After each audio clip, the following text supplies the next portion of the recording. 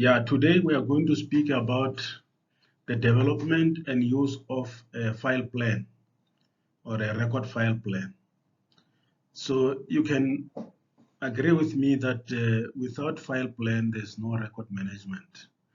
And record organization will never be in order without a proper file plan.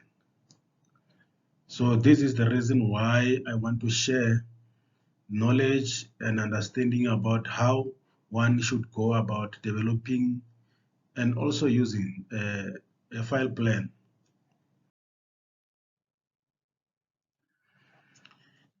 Before I can go into the content of the presentation or the workshop, I would like to take you through outline of my presentation or the workshop. I will start with the introduction, going into the content of the presentation, and thereafter the compilation of a functional subject file plan will follow. And thereafter I'll address issues relating to conducting a record survey. And then the next item will be compiling the main series. And thereafter, file plan content will be explained. And I will also definitely give the file plan structure so that you can understand what must be contained in the file plan. And thereafter, I will then talk to the numbering of the file references. This is the key point where references or referencing will be happening, and that is the main content of the file plan. And then after, I will go to specific files covered by the file plan. There are certain files which are very key or may not need to be omitted in the file plan, and this is where I'm going to talk to such kind of files. And then from there, the next item will be filing and maintenance of a file plan. Remember, after completing the file plan or developing it, file plan also need to be maintained from time to time. And people must need to know how they need to apply it or implement it. And then the next item, I'll talk to filing inside the file. This is also about implementation of the file plan, and wherein I'll be demonstrating or indicating how records should be arranged, organized within the file. And then the next item, which is not listed here, will be conclusion or concluding remarks and thanking you. And then in my introduction, I would like to emphasize or remind you that the workshop or the presentation is about development and use of functional subject file plan. And in my introduction, I also want to show you or share with you the key reasons for considering the file plan very important in record management.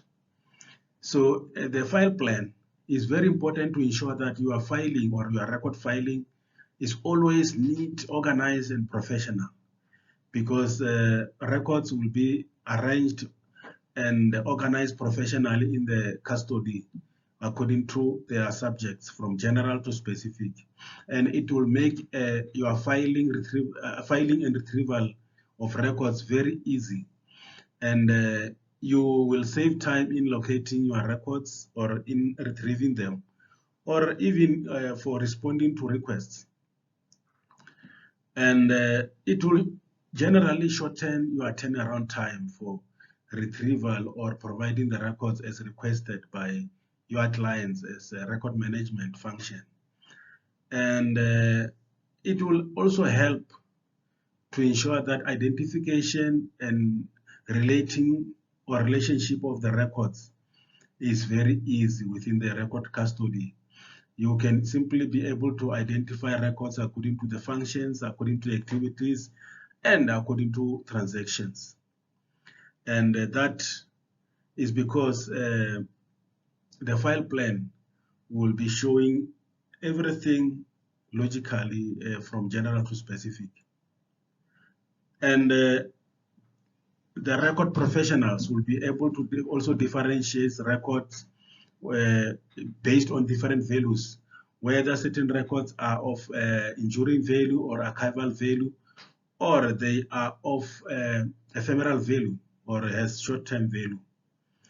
And the record file plan, it will also make it easy for the organization or a record management function to easily identify and maintain and or dispose the records, because records are not expected to be kept forever in the administrative organization or organization that created them. So at some stage you will need to dispose such records, and the disposal may happen in a form of either transfer to archive or destruction. That will be based on the value of the records, whether it is still having a public value or a secondary value. But with the records of primary value, then the destruction will happen, whether be it burning using the fire or shredding or even recycling.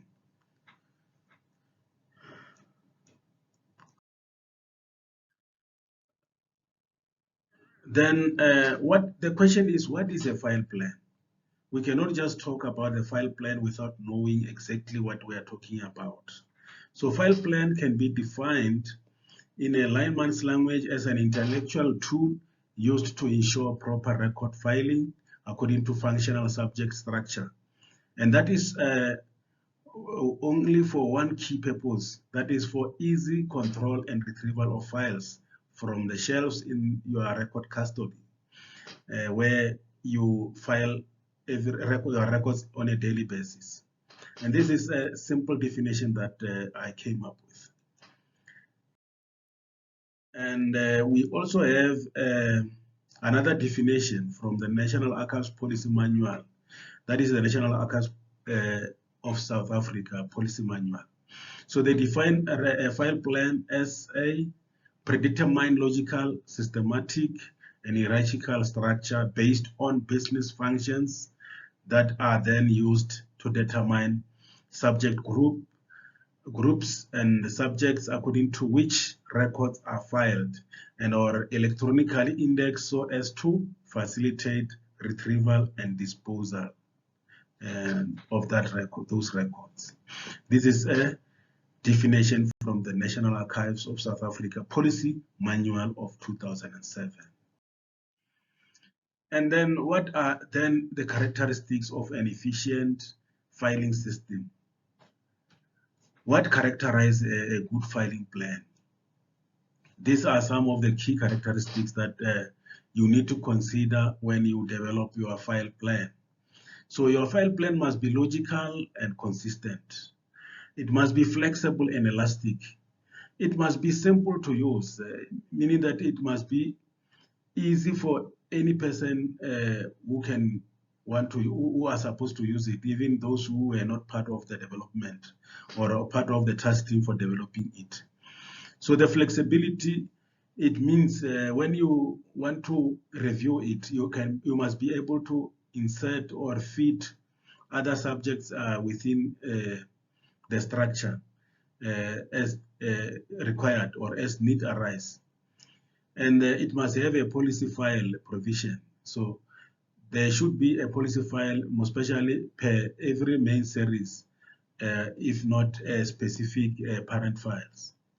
And the file plan must be clear and not be ambiguous, most especially when we look at the description of each file. So when you develop the file plan, you must also try to, by all means, to avoid duplication and overlapping of files and from time to time, so that we don't need the situation whereby a file can be referenced in more than one subject within the file plan. So it must only be suitable for one specific subject. And the file plan must clearly show a distinction between permanent and temporary value records, because the the file plan also need to contain your retention period. More especially, usually it is put on the third column of the content of the structure file plan. And it must be also divided into main series and line function and support function. And normally the structure start with the support function and end with the line function. So this must be taken a note of.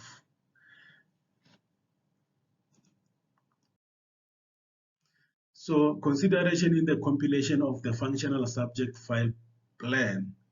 What is it that we must consider when we develop the file plan?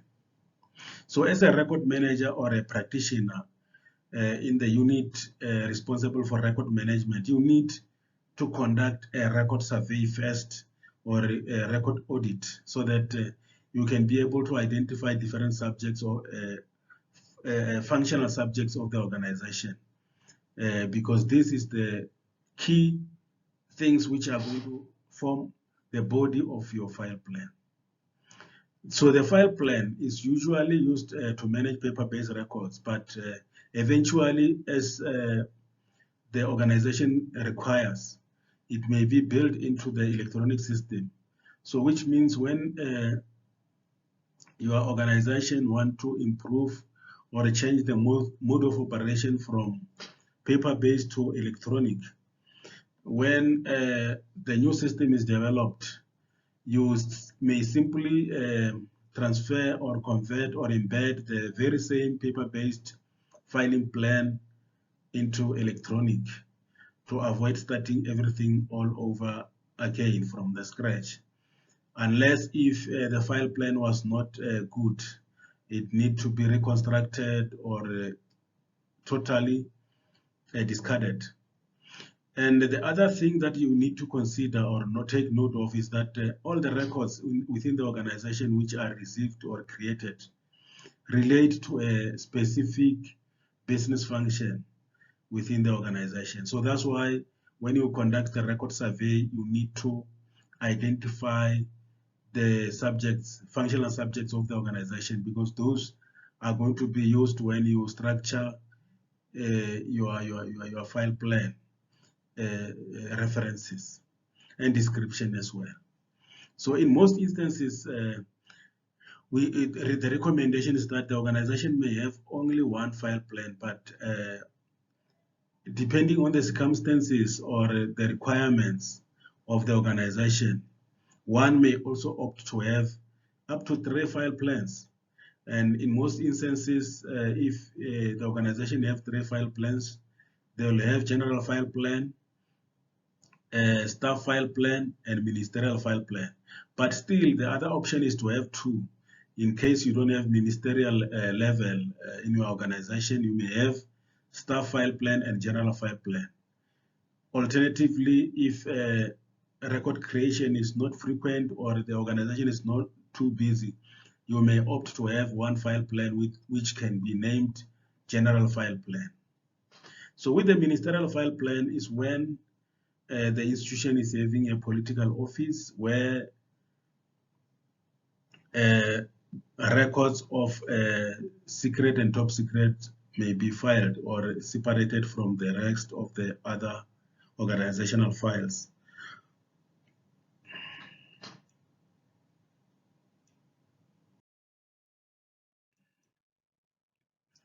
Compiling a functional subject file plan. What do we do when we compile a functional subject file plan? Where do we start? So this is just an emphasis from the previous slide to say, start with conducting a record audit and survey your functions, organizational functions, so that you can be able to determine them and incorporate them into a file plan. And as I said, you also bear in mind whether to opt for single, multi, or multiple file plans. Conceptual model for business classification system used to compile a filing system. When you compile a filing system, like I said, you need to start with a collection of appropriate information or the necessary information that will help you to structure your functional subjects, and those will form your file plan, body of your file plan. And this is done through the survey, in which information may be collected using either interview, questionnaire, or even document analysis. And document analysis is the most dominant data collection technique in this regard, because the developer or the filing plan developer may be able to identify the subjects from strategic documents like strategic plans, like organograms, like annual reports, and many other strategic documents which can show the functional structure of the organization. And after collection, you need to analyze the information so that you can be able to identify functions, activities, and transactions that might be happening or that may happen within the organization. And thereafter, you are able to compile such information to your subject filing system, and then start with the implementation.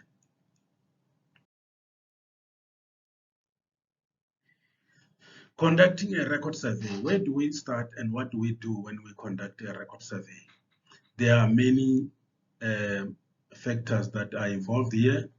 As I said, first thing first, you need to conduct the research, which is the record survey or audit, and examine functions, and also assess user needs. And those will give you an idea as to what will be the subjects, functional subjects of the organization. And thereafter, you'll be able to compile filing system and select. You must also be able to select whether to go for multiple single file plan. And your file plan must be submitted for approval to appropriate authorities, and mostly in South Africa, government bodies will submit to national or provincial archives for approval. But in terms of the private bodies or private organizations, their institutional authorities may approve the file plan before it is implemented. Then functional analysis in the survey. What do we go about doing it? So when we do functional analysis in the survey, we analyze organizational strategies and goals. And this may be accessible in the strategic documents like strategic plans, like your annual reports, organograms, and many other relevant documents. And in these documents, you will need to identify the functions, activities, and transactions. So you must be able to differentiate between the three so that you can be able to have a clear understanding of the general subjects to the specifics, so that when it comes to structuring the content of your file plan, this will be structured logically. And the structuring, as I said, must also be done in such a way that is hierarchical, using a hierarchical model of the organization, which is the organogram or the structure of the functions of the organization. Systematic functional analysis.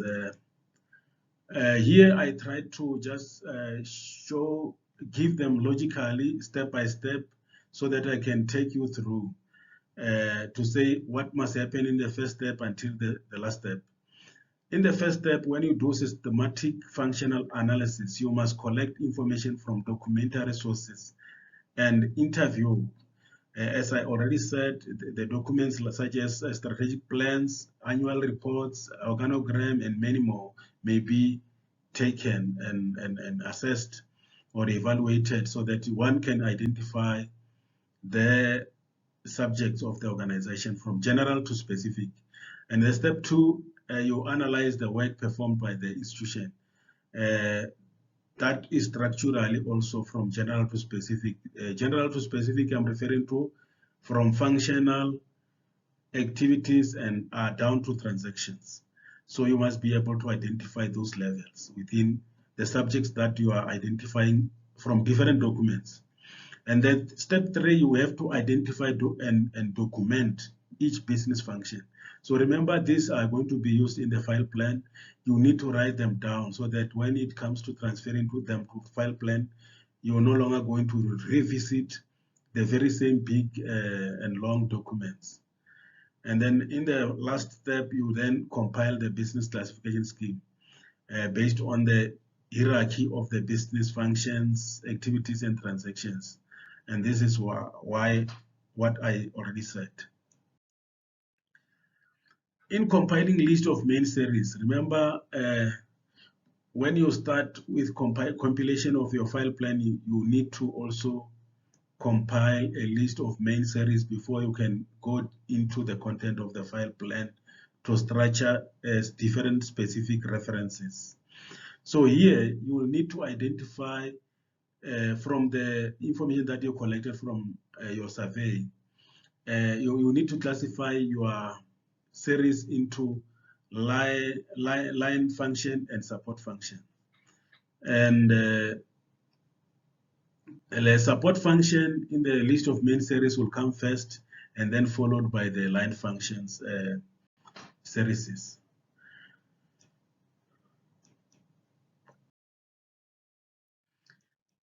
And then compiling main series again.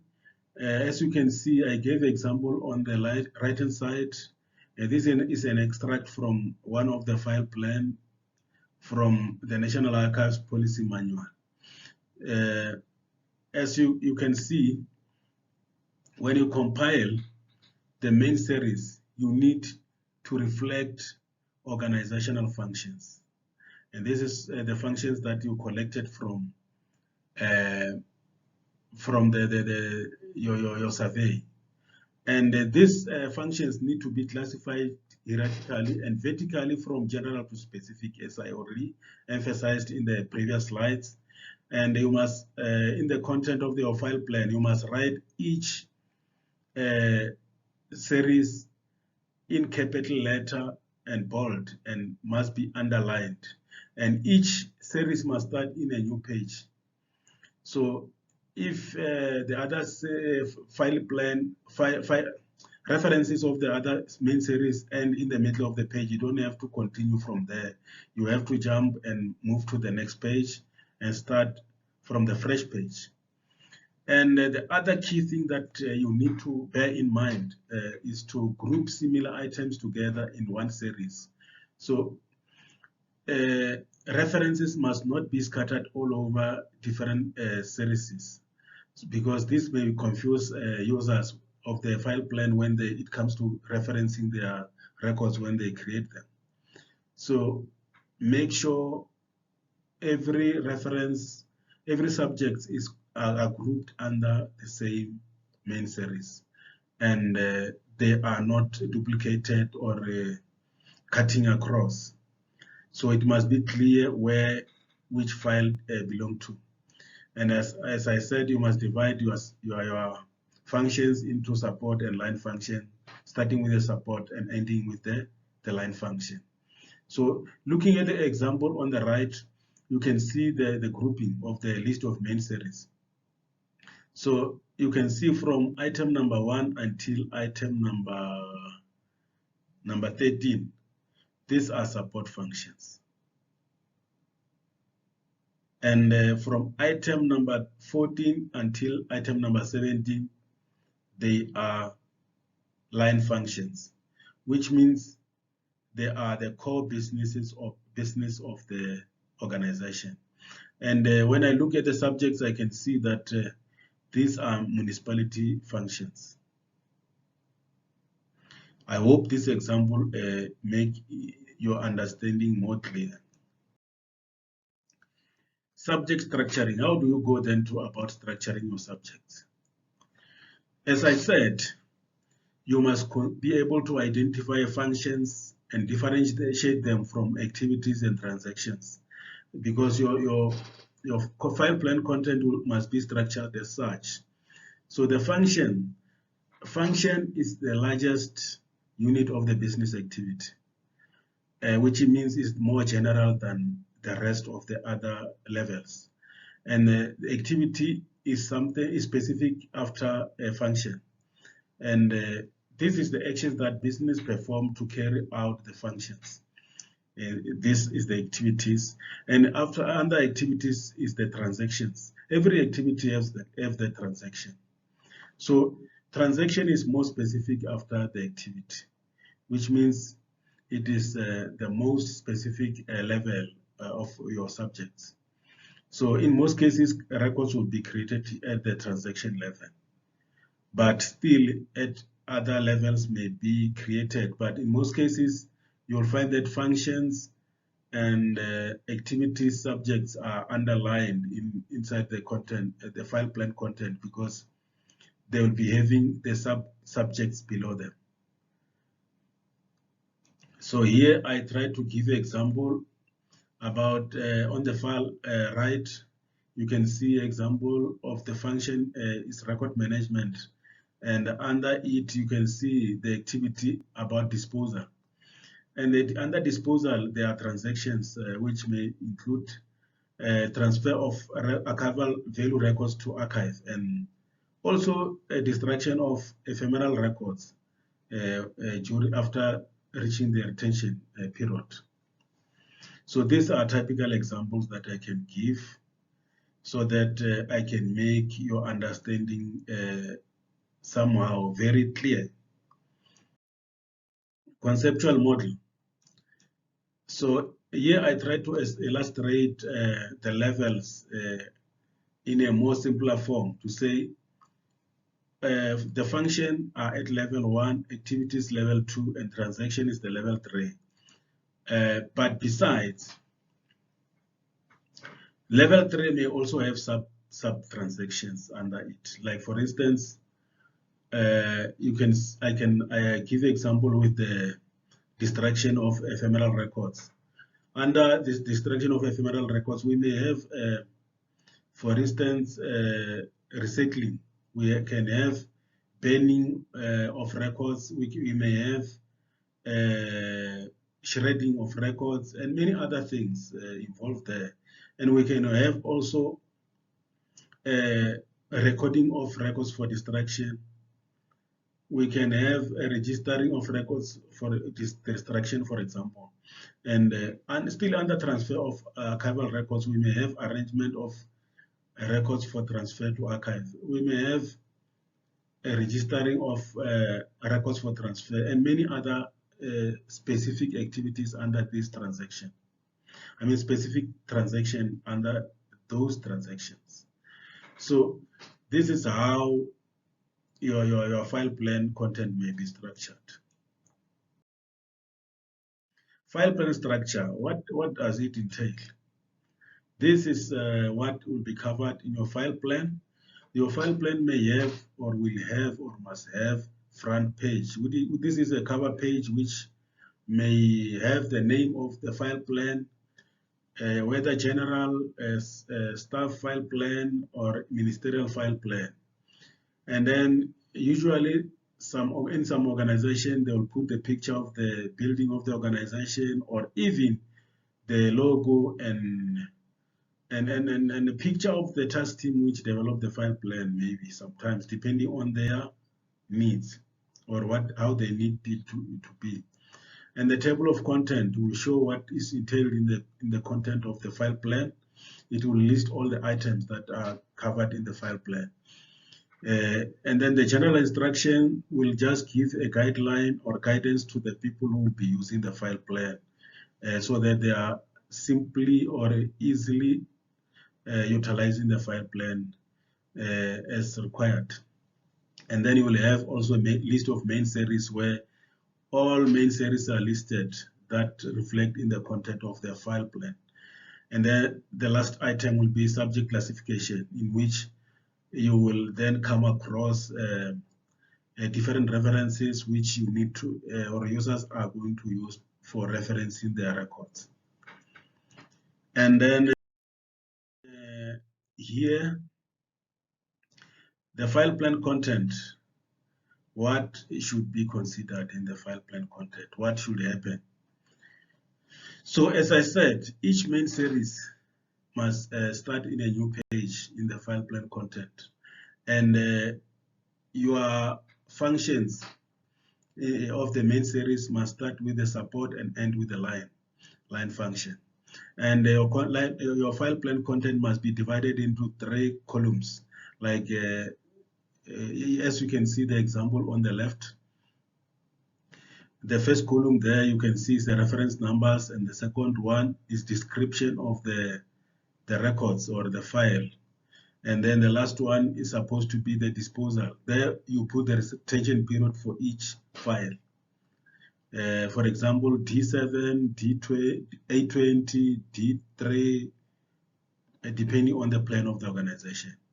And the general instructions is there to guide the users, like I said, so that they are able to use the file plan without any problem or without any confusion. And the functional subject classified is provided for references that are provided in the file plan, like those which are supposed to be used by the record creators. Like as you can see on the left, the subject listed from general to specific. This is what I've been emphasizing to say, in structuring the content of your file plan, your subjects must be listed from general to specific. Like to give an example here, you can see that organization and control is more general, and policy is more specific because it's a policy about organization and control. And routine inquiry as well, they are on the same level with up to 2.5, yes. And also office instruction is on the same level with them, because in identifying the levels of the subjects, very simple. You can count the number of items per reference so that you can see which level are they. So you can see this is level 2 from the main series, and going down to temporary and permanent is the 3rd level, because they have 3 items or three letters or 3 numbers. And you can also count based on the slash. You can see this does not have slash because it's the first and main series, and the second level they have 1 slash, the 3rd level they have 2 slash. So will be counted for also for the other levels. And again, underlined items means that you do not have to reference from them, and these are called parent files. They are not actually supposed to be used for references. Instead, you need to use specific subjects below them or under them. The reason for underlining is because they have subjects where you need to specifically file. And notes in brackets is simply just to guide the user to say how they must reference for that subject.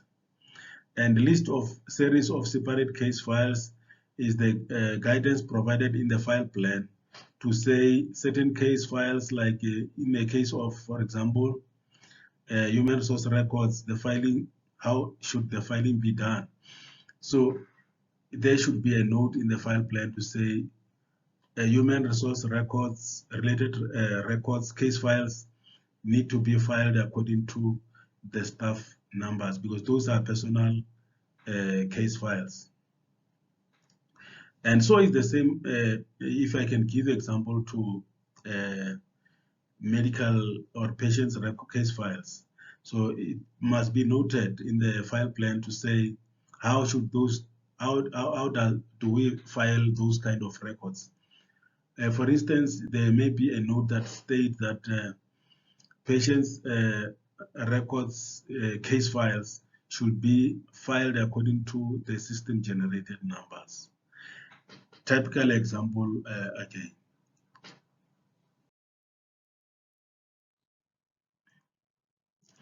Division of files under main series. This here I just wanted to demonstrate how files are divided within the content under each main series. You can see here a good example about the main series finance. There are different levels as shown with this bracket. You can see here there are 4 levels. The first level, like I demonstrated in the previous slide, you can see with the number of letters and numbers or slashes. So this is the second level because it have 2 numbers or 2 letters, and up to here is the same level. Expenditure is underlined also because it has the specific files under it. So it's the same to accounts because you have to file here. And telephones also underlined because of the 2 specific subjects below it.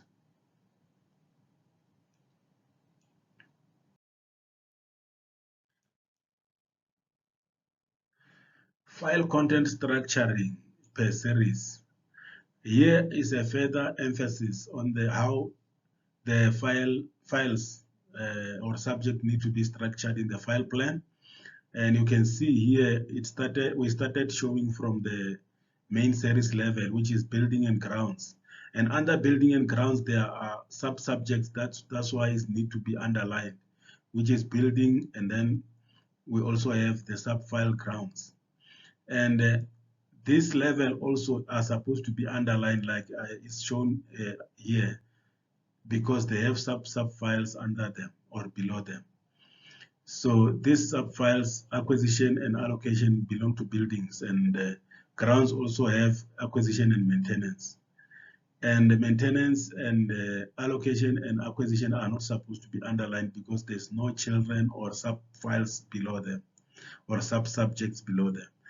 Unlike acquisition, which has purchase and expropriation, it need to be underlined so that people reference specifically on purchases or expropriation than to this level. So this is clearly illustrated here on the structure, what I was talking about. And here you can see the levels is 1 up to 4. And this, I hope, will make the understanding very clear.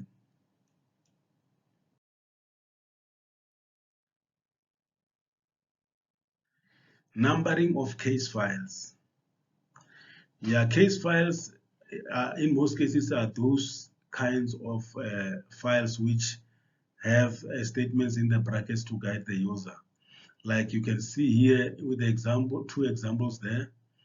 In brackets, you see it says open file for every application and number consecutively. So this is the file for application for license. This is a case file, and they gave example about Casamia Hotel and Secreposi Hotel as the 2 cases. And sometimes we may receive another records about a new case. For example, Maruta Hotel.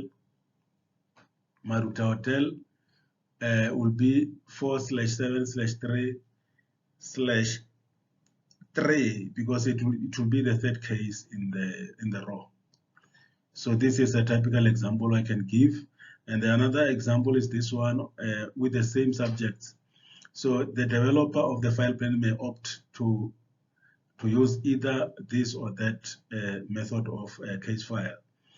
And in brackets here, you can say the statement is different. It says open file for every case and number alphanumerically, not number only. So meaning that you have to use numbers and alphabets in your case files, adding to 4/7/3. So like you can see the example here is 4/7/3 A1. You saw alphanumeric. And this is for the case of Albert. And Berg and Baronet followed. So if you can receive another case about Alpheus K. Alpheus K will be 4/7/3/A Alpheus /A2 Alpheus K. So this is a typical example I can give about the case files. And the last example of a case file is this one, which is normally used in most government entities. In most cases, organizations will list, especially when it comes to the institutions for the departments, they can list all the institutions in a form of annexure so that you can add as you do your referencing. Like we can give example here. You see the annexure here, usually supposed to be located at the end of the file plan so that in the content of the file, you refer the user to the annexure at the end. So as you can see here, it says open a file for each office according to annexure A. This is annexure A, and these are the offices, and these are numbers for the offices. So which means for a acquisition of site or erection of building in the Bloemfontein, your reference may be 4/4/2/3 because Bloemfontein is 3. And so is the same to stock taking in Kimberley. Stock taking in Kimberley it will be 5/1/3/7 because Kimberley is 7. And the same applies to acquisition of site.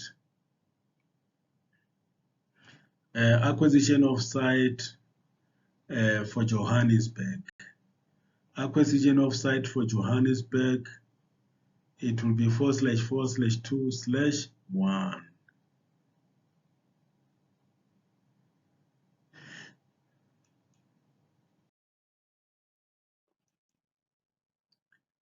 A specific file covered by a file plan. There are certain key files which, as the developer of the file plan, you need to consider or bear in mind to ensure that these are not missing in your file plan. First one is the policy file. In most cases, under each main series, there should be a policy file, whether general under the main series or specific under the activities, depending on whether a particular activity it requires to have a policy. And so is the same to routine inquiries. Routine inquiries need not be confused with the policy file. So routine inquiry usually is used to file or referencing of records which are not of long-term value, as opposed to the policy file, wherein the records will be of enduring value. So this, in the routine inquiry, usually we file records about general inquiries. Maybe it may be an inquiry about the filing plan implementation or whatever, but it's not an instruction or a decision or a plan. And aspect not separately provided for files is referring to those statements in the brackets that are used to guide the users.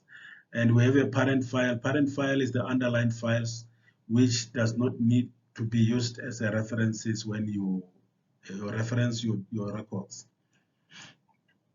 And case files, I spoke about the case files, is those records files which are not going to be filed according to the correspondence file plan, but instead they are filed according to certain numbers, not from the file plan, like the system generated numbers, like the personnel numbers for the staff case files, and so on. And security classified files, usually the references are marked with S. So these are included like the secret and top secret files, usually in the level of ministerial filing or records. File covers and filing. The file covers, I used this typical example extracted from the National Archives Policy Manual. to show you which is mostly used in government bodies for filing of records. And this cover need to be neat and clear. So the labeling must be in such a way that they are clear and visible. And normally, organizations use the stencils to write in a form of labeling, but the other option is to buy a scanner. I mean, a printer that can suitably print in line with the arrangements here. And then again, in your file, you need to have an index that reflects the content of your file, showing which records is contained in the file and when was each file put in the file. And the folio numbering, very important. All the pages in the file must be numbered so that you as a record manager or record practitioner, are able to track or identify any missing records when the users return them to registry for filing. And also the folio numbers must also reflect on the index so that you see how many pages is contained in this file without counting them. And when you go to check, you will know what is missing in the content. So the audit trail form, very important to trace and manage the records for when they go in and out, or the record circulation. So with the audit trail, if you want to implement it properly, each file must have an audit trail form, and you must have 5 boxes labeled names of the week, days of the week, and each day when you issue a file, you take out the audit trail form, complete it with the details about the requester, and even including the contact number so that you can follow the file up if it's overdue. And then after completing, then you put it in the box for that day. If it's Monday, you put in the Monday box. And every day when you come to work, first thing first, the first activity is to check the box for the day, whether there is an audit trail in the box or not. If there's an audit trail, it means the file is overdue. You then can call the requester to return the file because it is overdue. Or if the person still needs to use the file, can come and make arrangements to extend the period. And the cross-reference, very important, usually is used to put on top of all the records when the file is full and closed, so that you can refer the user to the next volume to say they must know that there is a volume 2. A volume closed, please see volume 2. So this will help also when it comes to auditors, because auditors may not be familiar with our filing system, and when they see the cross-reference, they will be able to see, or if what they need is not contained in the file, it means it might be in the next volume, and they may come to request the volume, and other than just concluding that the records or document is missing, and they can put it as a query. So the volume size of the file must be 3 centimeters thick, and it must be closed once it reaches that level, or it is 150 pages. And the line on the spine of the file will stretch to show that the file is full, and it needs to be closed so that the file does not lose a shape or become neat and unprofessional. And as a record practitioner or record manager, you must ensure that all the worn-out covers of the files are replaced from time to time when they are dilapidated, so that we can avoid damage of records eventually inside the file. Filing inside the file. This is the arrangement I was talking about. You can see this is a typical example or illustration of the records that need to be filed inside the file. And I tried to number them, and the records were created by myself. I did not take them somewhere. You can see I'm very good in art. So this is the first record which was received in the registry. And in the file, it must be on the bottom, and this will be next on top. And then on the highest level, it will be the one number 3, which means is the latest record that was submitted. So this arrangement helped to avoid removing the records inside the files for rearrangement always when the new record comes in. So you just put the latest on top and put the latest number. I hope this helps. Maintenance of the file plan. File plan, even after it has been developed and implemented, in implementation, it need to be maintained. You just don't create and dump and say people use for the rest of their life. So the master copy will need to be kept safe because this is an evidence. It contains evidence about approval of your file plan and everything. Because if, for example, the approving authority can come and request for evidence because they may not always know whether you were approved or not based on the number of file plans, especially the archive they've been approving. You will be able to use it to prove that your file plan was approved. And the file should be opened only when necessary. You don't have to open a file without the record being received or filed inside that file. So this will help to avoid misfiling of unnecessary empty folders, because it is also a misconduct to open a file without a record inside, and it can make your filing disorganized and chaos.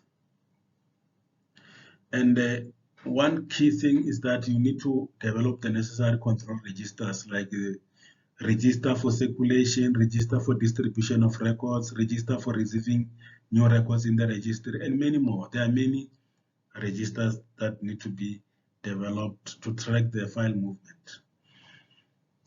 And your references for records which are being submitted in the registry for filing need to be checked and corrected. So it may happen that some of the officials who are creating records may put the wrong reference because they are not familiar or they cannot understand your file plan, or they're just in a hurry. They don't have time. They can put any reference they like. And when it comes to registry, you must take the file plan and verify whether the reference is correct. And if it's not correct, you correct it. And normally, you may put it in your procedure manuals and policy to say it can be corrected with a red pen, and the correct reference may be written on the top right hand corner of your record, so that the record can be filed in the correct file to avoid accidental disposal during the disposal period. Because when disposal comes, we're not going to look at the records one by one, but files will just be retrieved according to the retention periods, and the disposal will happen. And your file plan must also be regularly reviewed when the right time comes, or when becomes necessary. Like if your organizational structure has been reviewed or new functions has been added, you will need to review your file plan to add those new functions in the file plan. Or you may review it after a certain period, let's say 3 years or 5 years, to add the references that were discovered missing during the usage of the file plan.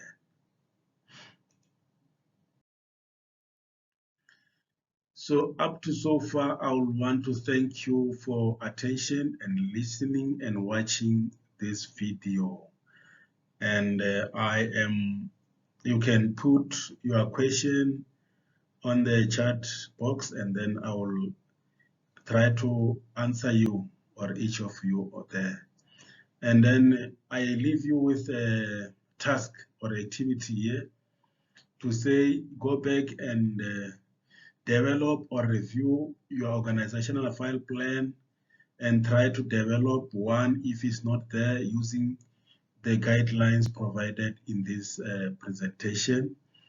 And you will thank me tomorrow, but you can thank me on the chat box there. Good luck.